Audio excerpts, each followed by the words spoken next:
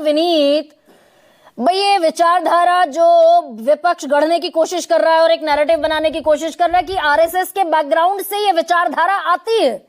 जब हम दलितों के प्रति जो अत्याचार होते हैं उन्हें हम आर्टिफिशियल इमेजिनरी वर्ल्ड कह देने की हिमाकत करते हैं, ये कहां से आता है ये आइडियोलॉजी? गरिमा जी मुद्दे पे आता हूं। गुड इवनिंग, नमस्कार।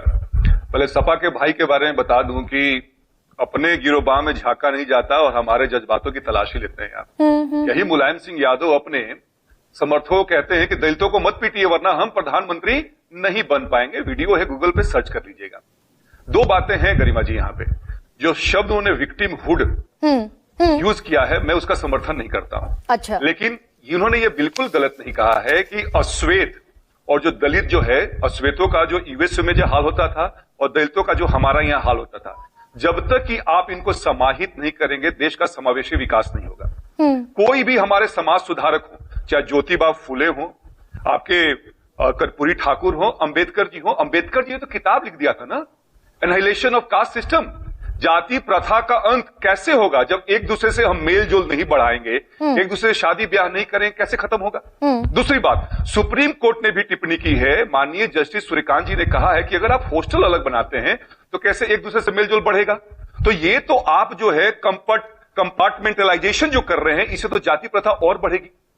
तो मेरा अपना कहना है, और क्या कोई भी मुझे इस पैनल में कोट करके हम जाति प्रथा पर तो बाद में आएंगे। पहले इस विचार पर प्रोफेसर विनीत, वो दरअसल कहते दिख रही है Garima ji, it is a temporary type of drug. ये नशा है जो सुंघा दिया गया है दलितों को, और वो किसी काल्पनिक दुनिया में जी रहे हैं कि एक दरअसल शोषित है और एक शोषक है। Garima ji, I said at the outset की विक्टिमहुड जो है ये गलत शब्द है। हाँ। अब बात राम मंदिर की, पहले मुझे प्लीज बोलने दीजिए, फिर मैं आपके मुद्दे पे आता हूं। It is a temporary type of a drug, ये शब्द ठीक है? हमारे उस पे हाँ। कामेश्वर चौपाल जिन्होंने राम मंदिर की ईंट रखी थी, किस समाज से आते हैं? दलित समाज से। तो ऐसे ब्लैंकेट स्टेटमेंट मत दीजिए। और जहां तक बात आपने कहा है कि शॉर्ट टर्म हाई, मैं फिर से कहता हूं कि जब भी आरक्षण बनाया गया और जो ये छुआछूत है, एक सामाजिक बुराई है जो कि आज भी है। मेरी पार्टी, मेरे नेता चिराग पासवान जी है, उनसे पहले हमारे दिवंगत नेता रामविलास पासवान जी ने ऐसे कई कार्य किए हैं। एससी एसटी कानून को डाइल्यूट किया गया था, किसने उसको मजबूत कराया? अंबेडकर जी का सेंट्रल हॉल में सदन में किसने फोटो लगवाया?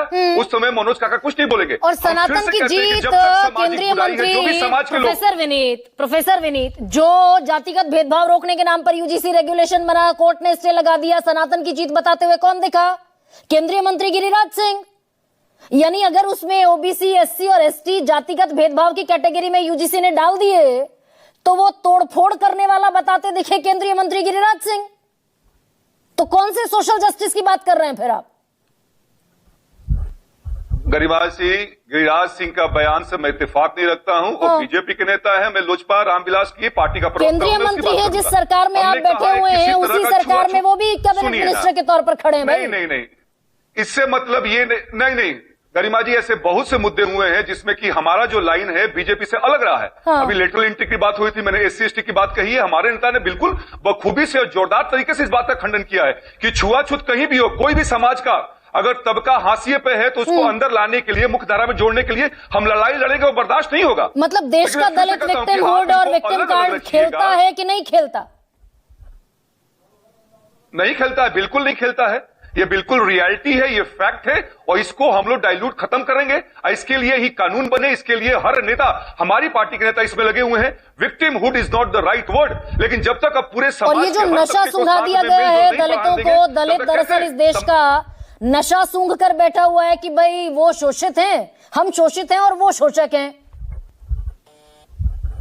दानव बना दिया गया है एक तबके को, सवर्ण समाज को। ये ठीक है? गरिमा जी, मैं फिर से कहूंगा, गरिमा जी बिल्कुल नहीं ठीक है।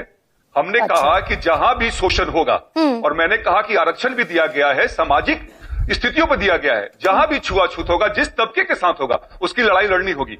देश को कमजोर नहीं पड़ने देंगे। ये लोग क्या कहते हैं विपक्ष के लोग? यही काम इसको बांटो उसको बांटो, डिवाइसिव पॉलिसी तो बिल्कुल नहीं होगी।